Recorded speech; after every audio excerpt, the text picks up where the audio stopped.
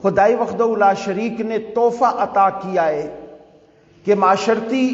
تمام بنیادیں جو ہیں وہ حسن اخلاق کے ساتھ جڑی ہوئی ہیں۔ اگر کسی بھی معاشرے کے اندر سے حسن اخلاق کو نکال دیا جائے تو پورا معاشرہ تباہی کے دہانے پہ پہنچ جاتا ہے، پورا معاشرہ پریشانی اور خستہ حالی کے دہانے پہ پہنچ جاتا ہے، چونکہ یہ اخلاق ایک ایسی خدائی وحدہ لا شریک نے، آپ یہ کہہ لیں کہ میجک باؤنڈ معاشرے کو عطا کی ہے کہ جس سے انسان کے درمیان محبتوں کا اضافہ ہوتا ہے، تحائف کا اضافہ ہوتا ہے، مسکراہٹوں کا اضافہ ہوتا ہے، خوشیوں کا اضافہ ہوتا ہے، چاہتوں کا اضافہ ہوتا ہے۔ یعنی کہ یہ حسن اخلاق معاشرے کا وہ عظیم پہلو ہے اور معاشرے کا وہ خوبصورت رنگ ہے۔ یہ رنگ جتنا معاشرے پہ چھاتا جائے گا، معاشرہ اتنا کامیاب اور کائنات کے اندر حکومت کرنے والا بنتا چلا جائے گا۔ اور یہ سب سے پیاری جو چیز سمجھنے کے لائق ہے کہ اسلام کی ترویج و اشاعت کے اندر جو کردار حسن اخلاق کا رہا ہے، اور حسن اخلاق نے اسلام کی ترویج و اشاعت میں جو کردار ادا کیا ہے، وہ اس کے کلیدی کرداروں میں سے ایک کردار ہے کہ میرے آقا کریم علیہ الصلوۃ والسلام کہ جن کے متعلق خدائی وحدہ لا شریک نے یہ ارشاد فرمایا کہ وَإِنَّكَ لَعَلَىٰ خُلُقٍ عَظِيمٍ، کہ محبوب بے شک آپ بہت عظیم خلق کے مالک ہیں، خدا نے آپ کو خلق عظیم عطا فرمایا ہے۔ اور یہ خلق عظیم ہی تھا میرے آقا کریم علیہ الصلوۃ والسلام کا کہ آپ صرف خلق عظیم کا نمونہ نہیں تھے، بلکہ آپ نے پوری امت کو خلق کا درس بھی عطا فرمایا۔ آپ نے پوری امت کو گفتار کے ساتھ بھی اور کردار کے ساتھ بھی خلق عظیم کا وہ عظیم نمونے پیش کیے کہ جس نے عرب جیسے جاہل معاشرے پہ یہ رنگ چھوڑا کہ 10 سال کے اندر جو مدینہ المنورہ کا مدنی دور تھا، 10 سال کے اندر 10 لاکھ مربع میل تک اسلامی حکومت پھیلی اور اس میں حسن اخلاق کا کلیدی کردار تھا۔ یعنی کہ 10 سال کے اندر میرے آقا کریم علیہ الصلوۃ والسلام کی جو مدنی دور تھا، مکی دور تو صرف اسلام کا ابتدائی دور تھا، اس میں زیادہ ترویج و اشاعت نہیں ہوئی، وہ مشکلات کا دور تھا، لیکن مدنی دور کے اندر حسن اخلاق وہ عظیم پہلو تھا کہ جس نے 10 لاکھ مربع میل تک اسلامی ریاست کو پھیلا دیا۔ اور یہ اسلام کا عظیم کردار تھا حسن اخلاق کہ جس نے عرب کے بڑے بڑے سخت دل لوگوں کو میرے آقا کریم علیہ الصلوۃ والسلام کے کردار کا گرویدہ بنایا، اور وہ لوگ جو دشمنی پہ تلے ہوئے تھے میرے مصطفیٰ کریم علیہ الصلوۃ والسلام کے حسن اخلاق کو دیکھ کے میرے آقا کا کلمہ بھی پڑھا اور پوری زندگی آقا کے در اقدس سے وابستہ رہے۔ کوئی تلوار اٹھا کے لایا قتل کرنے کے لیے، لیکن جس وقت رخ بددحا کو دیکھا، میرے آقا کے کردار کو دیکھا، حسن اخلاق کو دیکھا، تو پھر زمانے نے یہ رنگ بھی دیکھا کہ وہ تلوار اٹھا کے لانے والا تلوار میرے آقا کے قدموں میں رکھ کے مصطفیٰ کا غلام بن جایا کرتا ہے۔ اسی لیے تو اعلیٰ حضرت نے کیا خوب فرمایا تھا کہ تیرے خلق کو حق نے عظیم کہا اور تیرے خلق کو رب نے جمیل کہا۔ تیرے خلق کو حق نے عظیم کہا، تیرے خلق کو رب نے جمیل کہا، کوئی تجھ سا ہوا نہ ہوگا شہا،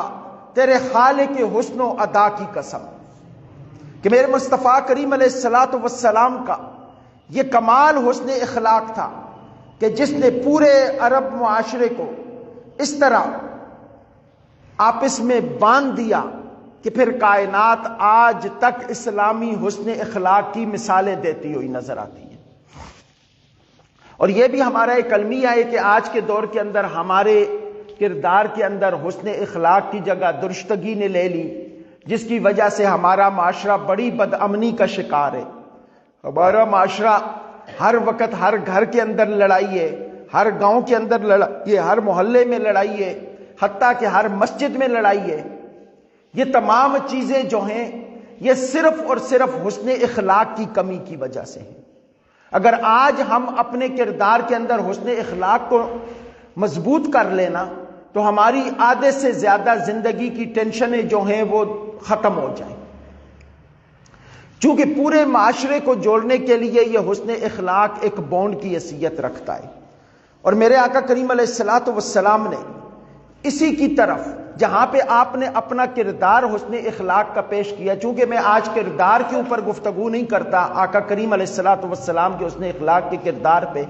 زندگی رہی تو پھر اس پہ بھی کبھی گفتگو کریں گے، لیکن آج صرف آقا کریم علیہ الصلوۃ والسلام نے جو حسن اخلاق کے حکم دیے ہیں ہمیں اپنی زبان ذیشان سے، ان کے اوپر تھوڑی سی گفتگو کریں گے کہ میرے آقا کریم علیہ الصلوۃ والسلام نے کس حد تک اپنی امت کو حسن اخلاق کا حکم دیا ہے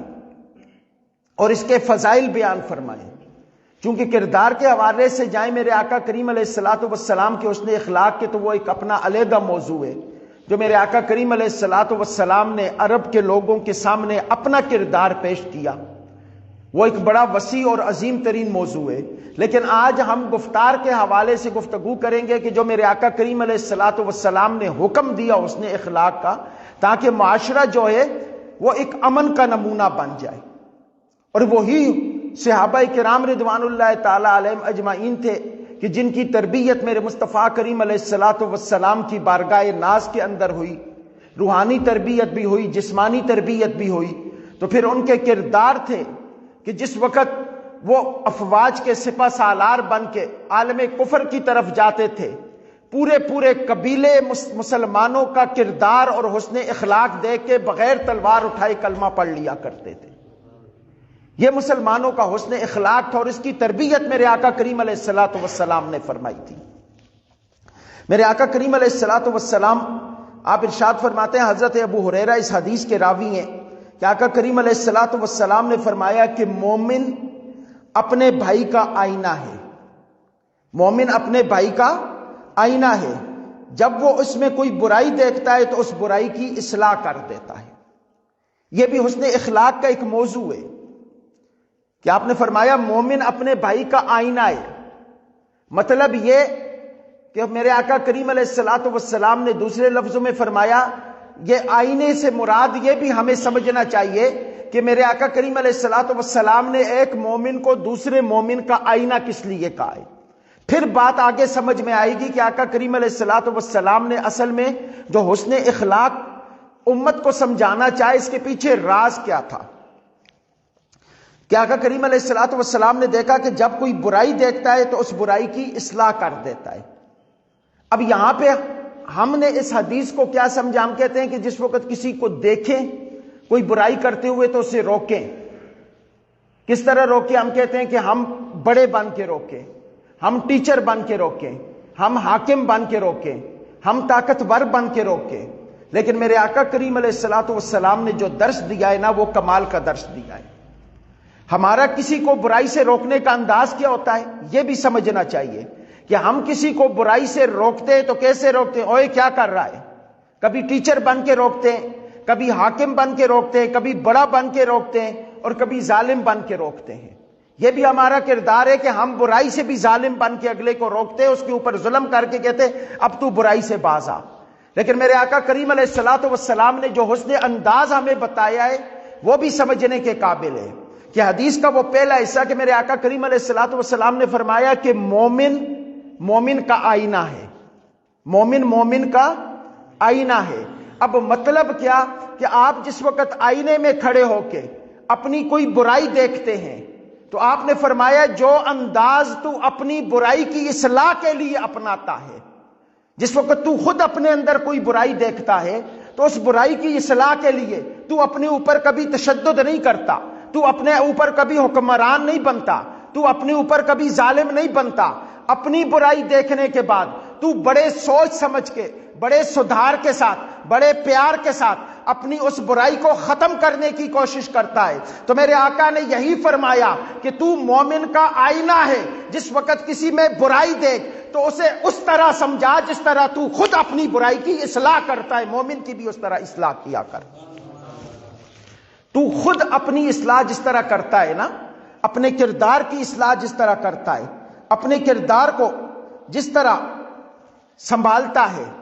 اپنے کردار کو جس طرح درست کرتا ہے، فرمایا اگلے مومن کی بھی اصلاح تو اسی انداز میں کر کے جس انداز میں تو اپنی اصلاح کرتا ہے۔ اور یہ سمجھیے کہ اگر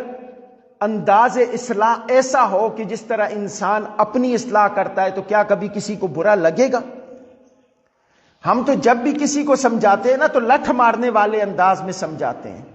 ہمارا یہ انداز ہے کہ ہم کسی کو دیکھتے ہیں تو وہ کہتے ہیں بھائی یہ تو دنیا کا غلط ترین آدمی ہے اور مجھ جیسا پارسا اس پوری دنیا میں کوئی نہیں ہے، اور ہمارے پھر سمجھانے کا انداز بھی اسی طرح ہوتا ہے۔ جبکہ میرے آقا کریم علیہ الصلوۃ والسلام نے جو انداز بتایا نا، فرمایا تو اس کا آئینہ ہے، اس کی برائی دیکھ تو یہ سمجھ کہ یہ برائی تجھ میں ہے، اور اس کی اس طرح اصلاح کر جس طرح تو اپنی ذات کی اصلاح کرتا ہے۔ یہ حسن اخلاق کا عظیم انداز ہے جو میرے آقا کریم علیہ الصلوۃ والسلام نے امت کو عطا فرمایا، کہ جس وقت تو اس طرح اصلاح کرے گا، اور خود اپنے دماغ سے سوچئے کہ جب اس طرح کسی شخص کی اصلاح ہوگی، مد مقابل کبھی پریشان نہیں ہوگا بلکہ محبت سے آپ کی بات سنے گا بھی اور اس پہ عمل بھی کرے گا۔ یہی تو انداز محبت میرے آقا کریم علیہ الصلوۃ والسلام نے امت کو سمجھایا ہے، یہی تو انداز محبت میرے آقا کریم علیہ الصلوۃ والسلام نے پوری امت کو بتایا ہے۔ اور دوسری روایت ترمذی کے اندر حضرت عائشہ صدیقہ رضی اللہ تعالی عنہا سلام اللہ علیہا آپ فرماتی ہیں کہ میرے آقا کریم علیہ الصلوۃ والسلام نے فرمایا کہ مومنوں میں سے کامل ترین مومن وہ ہے کہ جو بہترین اخلاق کا مالک ہے۔ کامل ترین مومن وہ ہے کہ جو بہترین اخلاق کا مالک ہے اور اپنے اہل و عیال کے ساتھ انتہائی نرم رویہ رکھنے والا ہے۔ میرے آقا نے فرمایا وہ مومنوں میں سے کامل ترین مومن ہے۔ اب یہ انداز تربیت ہے کہ میرے آقا کریم علیہ الصلوۃ والسلام نے معاشرے کے کسی پہلو کو بھی نظر انداز نہیں کیا۔ کردار کے حوالے سے، گفتار کے حوالے سے، تمام معاملات کے حوالے سے میرے آقا کریم علیہ الصلوۃ والسلام نے معاشرے کے کسی پہلو کو بھی نظر انداز نہیں کیا۔ آج ہمارا جو آقا کریم علیہ الصلوۃ والسلام نے جو اس کے اندر فرمایا کہ بہترین مومن وہ ہے کہ جو بہترین حسن اخلاق کا مالک ہو۔ اب حسن اخلاق کے اظہار کا جو انداز ہے وہ بھی میرے آقا کریم علیہ الصلوۃ والسلام نے بتا دیا، چونکہ ہمارا سب سے برا کردار ہمارے گھر میں ہمارے گھر والوں کے ساتھ ہوتا ہے۔ ہمارا سب سے معاشرے کے اندر تو ہم گھر سے باہر نکلتے ہیں نا تو ہماری شخصیت یکدم پلٹ جاتی ہے۔ گھر کے اندر ہو سکتا ہے گھر والوں سے گالم گلوچ کر رہے ہوں، اور اسی لمحے جب قدم گھر کے باہر رکھ رہے ہوں گلی سے کوئی گزرتے ہوئے ہمیں سلام کرتا ہے تو وہ جو پیچھے سے غصے سے لال پیلے ہو رہے ہوتے ہیں نا گلی کے دروازے، گھر کے دروازے کے اندر جو گھر والوں کے ساتھ انداز اپنایا ہوتا ہے، وہی جس وقت قدم دروازے سے باہر نکلتا ہے تو کوئی کہتا ہے خان جی سلام علیکم، تو ہم کہتے ہیں وعلیکم السلام۔ ہمارا انداز ہی بدل جاتا ہے۔ کیوں؟ کہ معاشرے کے ساتھ ہمارے چہرے کا جو رویہ ہے نا، جو نقاب ہے نا، وہ بدل جاتا ہے۔ ہمارے نقاب ہر ایک جگہ کے ساتھ بدل جاتے ہیں۔ لیکن میرے آقا کریم علیہ الصلوۃ والسلام نے اسی طرف اشارہ فرمایا کہ میرے آقا نے یہ فرمایا کہ جگہ کے بدلنے سے تمہارے چہرے کا نقاب نہ بدلے، جگہ کے بدلنے سے تمہارا انداز نہ بدلے۔ فرمایا حسن اخلاق کا میرے آقا کریم علیہ الصلوۃ والسلام نے جو فرمایا کہ جو اپنے گھر اور اہل و عیال کے ساتھ انتہائی نرم ہے وہ بہترین حسن اخلاق والا ہے۔ گویا میرے آقا کریم علیہ الصلوۃ والسلام نے فرمایا کہ صرف حسن اخلاق کا جو بورڈ ہے یا جو چہرہ ہے وہ معاشرے کے سامنے نہیں رکھنا، فرمایا گھر کے بند دروازے کے اندر تیرے بچوں کے ساتھ، تیری بیوی کے ساتھ، تیرے بھائیوں کے ساتھ، تیرے رشتہ داروں کے ساتھ تیرے حسن اخلاق کا وہی رنگ ہونا چاہیے جو تو معاشرے کو دکھانا چاہتا ہے، وہی رنگ تیرے گھر میں بھی ہونا چاہیے، وہی رنگ تیرے اپنے گھر والوں کے ساتھ بھی ہونا چاہیے، وہی رنگ تیرے اپنے بچوں کے ساتھ بھی ہونا چاہیے، وہی رنگ تیری اپنی بیوی کے ساتھ بھی ہونا چاہیے۔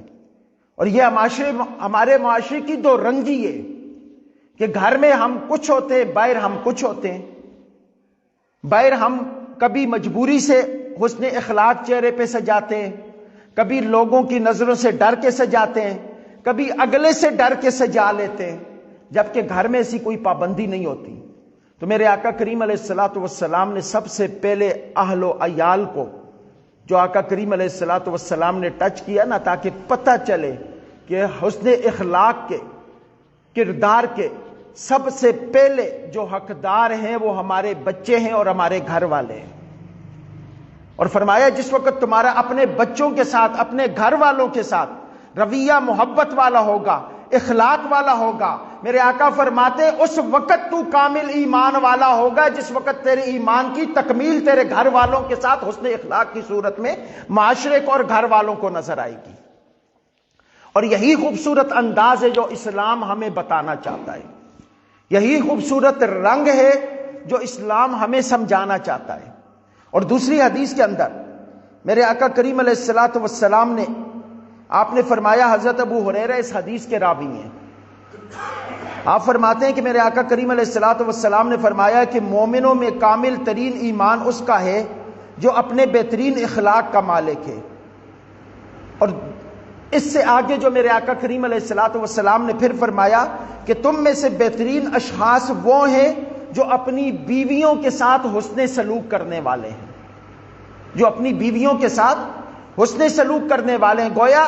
ان دو روایتوں سے ہمیں پتہ یہ چلا کہ میرے آقا کریم علیہ الصلوۃ والسلام نے یہ امت کو بتایا ہے کہ تمہارے اخلاق، حسن اخلاق کا مرکز سب سے پہلے تمہارا گھر، تمہارے اہل و عیال، تمہاری بیویاں ہونی چاہیے۔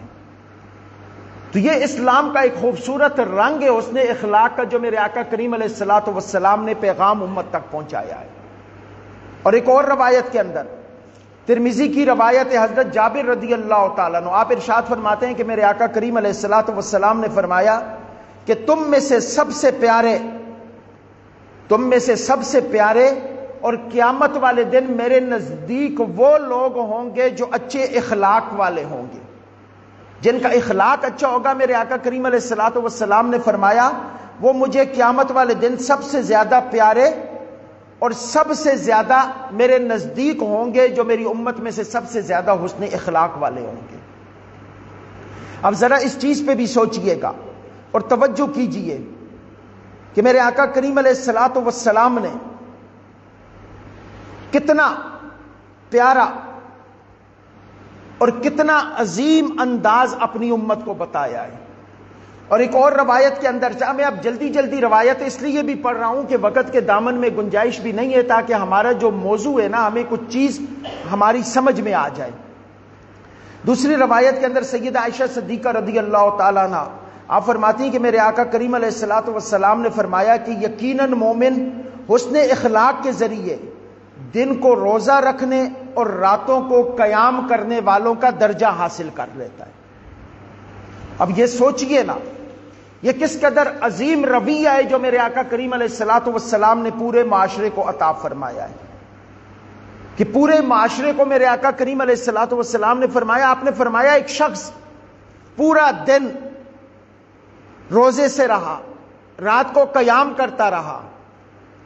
اور میرے آقا کریم علیہ الصلوۃ والسلام امت کو یہ پیغام دینا چاہ رہے ہیں، بلکہ دوسرے لفظوں میں امت کو یہ تنبیہ بھی کرنا چاہ رہے ہیں۔ اس کو یہ اس نیت سے بھی دیکھا جائے کہ فرمایا دن کو روزہ رکھنے والا ہو، صائم النہار ہو، قائم اللیل ہو، پوری رات قیام کرنے والا ہو۔ میرے آقا کریم علیہ الصلوۃ والسلام نے فرمایا دوسری طرف وہ شخص ہو جو پوری رات قیام نہ کر سکتا ہو، جو ہر روز روزہ نہ رکھ سکتا ہو، وہ رمضان کے فرائض کے علاوہ روزے نہ رکھ سکتا ہو، نوافل کے روزے نہ رکھ سکتا ہو، وہ رمضان کی تراویح کے علاوہ راتوں کو قیام نہ کر سکتا ہو، چونکہ دن کو روزہ تو فرض ہے، رات کو قیام تراویح کا سنت موقدہ ہے، یہ تو ہم پہ لازم و ملزوم ہے نا، یہ تو ضروری ہے ہر مسلمان کے لیے۔ لیکن اس کے علاوہ جو نفلی طور پہ رات کو قیام کرتا ہے نوافل کی صورت میں، دن کو روزے رکھتا ہے، فرمایا ایک شخص وہ ہے کہ جو دن کو روزے رکھ کے رات کو قیام کر کے اپنے رب کا قرب حاصل کرتا ہے، اپنے رب کے قریب جاتا ہے۔ اور فرمایا دوسرا شخص وہ ہے جو دن کو روزے نہیں رکھ سکتا، رات کو قیام نہیں کر سکتا۔ میرے آقا کریم علیہ الصلوۃ والسلام نے فرمایا لیکن وہ کرتا کیا ہے کہ گھر میں جاتا ہے تو اپنے عیال سے پیار کرتا ہے، اپنے آل سے پیار کرتا ہے، اپنے گھر والوں سے پیار کرتا ہے، گھر سے باہر نکلتا ہے تو معاشرے کے اندر جو گرا ہوا نظر آتا ہے اس سے اظہار محبت کرتا ہے، لوگوں کے ساتھ حسن سلوک کا رویہ رکھتا ہے، کسی کو ملتا ہے تو چہرے پہ خوشی سجی ہوتی ہے، کسی کو ملتا ہے تو چہرے پہ مسکراہٹ سجی ہوتی ہے، جس کو ملتا ہے اپنائیت سے ملتا ہے، جس کو ملتا ہے محبت سے ملتا ہے، جس کو ملتا ہے چاہت سے ملتا ہے۔ میرے آقا فرماتے ہیں کہ اس کا لوگوں کے ساتھ یہ رویہ اسے یہ مقام عطا کرتا ہے کہ جو درجہ دن کو روزہ رکھنے والے اور رات کو قیام کرنے والے کو خدا عطا کرتا ہے، وہ محبت سے ساتھ ملنے والے کو بھی خدا عطا فرما دیتا ہے۔ اب ذرا سوچئے نا، کتنا عظیم رنگ ہے میرے آقا نے جو حسن اخلاق کا ہمیں بتایا ہے، لیکن ہم معاشرتی سطح پہ اس پہ کتنے کمزور ہیں، یہ ہم خود اپنے گریبانوں میں جھانک کے دیکھ لیں۔ معاشرتی سطح پہ نا ہم حسن اخلاق میں بشمول میرے ہم بڑے کمزور ہیں۔ ہم کسی کی تلخ بات ایک منٹ بھی برداشت نہیں کر سکتے۔ ہم کہتے ہیں گل کر کے جاوے کے تھے، وہ ایک معاشرہ کہاوت بھی مشہور ہے نا، کوئی گل کر کے ونجے کے تھے۔ نہیں بھائی، برداشت کی عادت ڈالو، یہی وہ چیز ہے جو آپ کو قائم اللیل و صائم النہار والا درجہ عطا کرتی ہے۔ اب خود معاشرے کے اندر اندازہ لگائیں کہ جو آدمی دن کو روزہ رکھتا ہو، رات کو قیام کرتا ہو، محلے میں گزرے تو لوگ ادب سے دیکھتے ہیں کہ یار بڑا نمازی پرہیزگار آدمی ہے، متقی آدمی ہے، ہر وقت رب کی عبادت میں رہتا ہے۔ لیکن میرا رب اور میرے مصطفیٰ کیا فرماتے ہیں؟ فرماتے ہیں دوسری سمت لوگوں کو محبت سے بلانے والا بھی اسی درجے پہ خدا اس کو یہ درجہ عطا فرما دیتا ہے۔ اب خود سوچیں کہ ہم نے اب اپنے کرداروں کو کہاں پہ لے کے جانا ہے، ہم نے اپنی رفتار اپنی کردار کو کس مقام پہ رکھنا ہے۔ یہ ہمارا المیہ ہے بہت بڑا، معاشرتی سطح پہ ہمارا یہ المیہ ہے کہ ہم معاشرے میں جب اس وقت نکلتے ہیں نا، اگر چلتے چلتے کسی کے ساتھ یوں کندھا ٹکرا گیا تو ہم اسے یہ نہیں کہتے معاف کیجئے گا بھائی جان، ہم کہتے ہوئے دیکھ کے نہیں چل سکتا ہے۔ یہ ہمارے رویے اور کردار ہیں، لیکن یہی رویے اگر درست کر لیے جائیں نا تو رب کی بارگاہ میں بھی یہ مقام ملتا ہے کہ خدا عبادت گزاروں کے درجے میں خدا اس بندے کو جگہ عطا فرما دیتا ہے، خدا اپنے نوافل پڑھنے والوں کے اس مقام پہ اسے جگہ عطا فرما دیتا ہے، اور معاشرے کا رنگ اتنا خوبصورت ہو جائے گا، اس معاشرے کے رنگ کے اندر اتنا حسن نکھر کے آ جائے گا۔ اگر ہر انسان اپنے کردار کے اندر حسن اخلاق کو سنبھالے، حسن اخلاق کو کردار کا آئینہ بنا لے، حسن بنا لے، تو معاشرہ اس طرح سلجھا ہوا نظر آئے گا کہ معاشرے میں نفرت کہیں بھی نظر نہیں آئے گی، ہر طرف محبت کا دور دورہ ہوتا ہوا نظر آئے گا، ہر طرف محبت ہی محبتیں نظر آئیں گی۔ یہ ہماری زبان کی چند منٹ کی جو تلخی ہے نا، جو چند منٹ کی تلخی ہے ہماری زبان کی، خدا کی قسم اس نے معاشرے کو بگاڑ کے رکھ دیا ہے۔ اور ہم بعض دفعہ یہ کہتے ہو جی سچا آدمی کڑوا ہوتا ہے، یہ بھی ہمارے معاشرے میں ایک بات بولی جاتی ہے نا، سچا آدمی کڑوا ہوتا ہے۔ اور بھائی لازمی نہیں کہ سچا کڑوا ہو، میرے مصطفیٰ سے بڑا سچا کون تھا اور مصطفیٰ سے میٹھا کوئی کائنات میں بتا دو۔ ویسے ہی اپنے عیبوں پہ پردہ ڈالتے ہوئے تم کہتے ہو جی سچا آدمی کڑوا ہوتا ہے، میرے مصطفیٰ سے سچا کوئی تھا؟ صدیق اکبر سے سچا کوئی تھا امت میں کہ جسے صدیق اکبر کا لقب ملا ہو؟ اس سے سچا امت میں کوئی اور ہے؟ اور خدا کی قسم صدیق کی حلاوت دیکھو کہ صدیق کی حلاوت کو دیکھ کے پوری امت کی حلاوت صدیق کی حلاوت پہ قربان ہو جائے۔ یہ بات نہیں ہے بھائی کہ کہو جی سچا جو ہوتا ہے وہ کڑوا ہوتا ہے، نہیں، کردار دیکھنا ہو، سچائی دیکھنی ہو، محبت دیکھنی ہو تو یار غار مصطفیٰ کو بھی دیکھ لو، میرے مصطفیٰ کی ذات کو بھی دیکھ لو۔ یہ وہ کردار ہیں جنہیں ہمیں اپنانا ہوگا۔ اور میرے آقا کریم علیہ الصلوۃ والسلام، حضرت ابو دردہ روایت کرتے ہیں کہ میرے آقا کریم علیہ الصلوۃ والسلام نے فرمایا کہ حسن اخلاق سے بھاری میزان عمل پہ کوئی عمل بھی ایسا نہیں ہوگا کہ جو حسن اخلاق سے بھاری ہوگا۔ اب ذرا خود توجہ کیجئے نا، کتنا عجیب رنگ میرے آقا کریم علیہ الصلوۃ والسلام نے امت کو عطا فرمایا۔ آپ نے فرمایا تم نمازیں پڑھو، تم روزے رکھو، تم حج کرو۔ اب یہ میں اپنی طرف سے تو نہیں کہہ رہا، ترمذی کے اندر میرے آقا کی یہ روایت موجود ہے، صحاح کے اندر موجود ہے، اور حدیث نمبر 2002 ہے کہ میرے آقا کریم علیہ الصلوۃ والسلام خود فرما رہے ہیں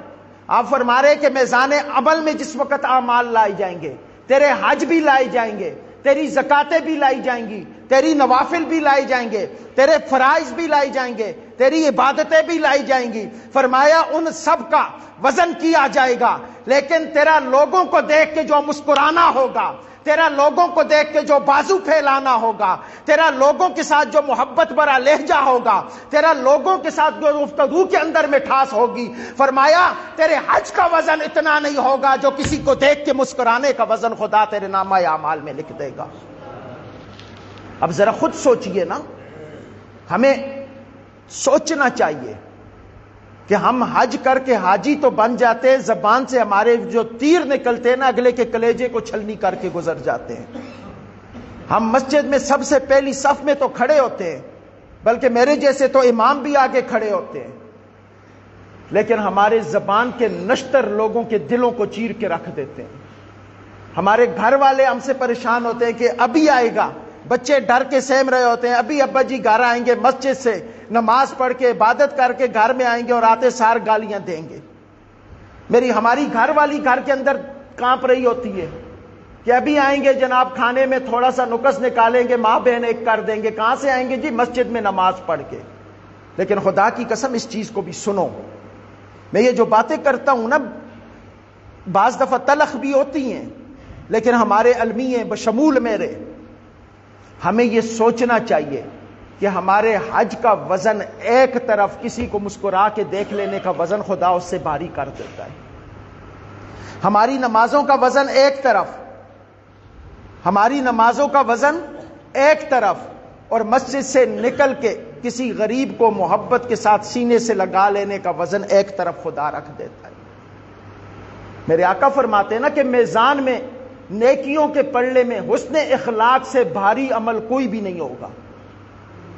تو پھر ظاہری بات ہے اگر کوئی بھی نہیں ہوگا تو پھر نمازوں سے بھی بھاری حسن اخلاق ہوگا۔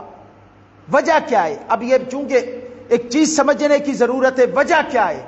وجہ یہ ہے کہ نمازیں حقوق اللہ میں شامل ہیں، روزے حقوق اللہ میں شامل ہیں، زکوٰۃ حقوق اللہ میں شامل ہیں، یہ عبادتیں فرائض حقوق اللہ میں شامل ہیں، اور حقوق اللہ کا مالک خود خدا ہے۔ وہ کہتا ہے کہ میرا قادر مطلق ہوں، میں قادر مطلق ہوں، میں اپنے حقوق کا جتنا اجر دوں یہ مجھ پہ منحصر ہے، میں اپنے حقوق معاف کر دوں کوئی پوچھنے والا نہیں ہے، اپنے حقوق پہ پکڑ لوں کوئی پوچھنے والا نہیں ہے، لیکن مخلوق کے حقوق میں نے مخلوق کے ہاتھ میں دے دیے ہیں۔ اگر کسی کا حق مار کے حشر کے میدان میں آئے گا، جس وقت تک تجھے وہ نہیں معاف کرے گا میں خالق بھی تجھے حشر کے میدان میں معاف نہیں کروں گا۔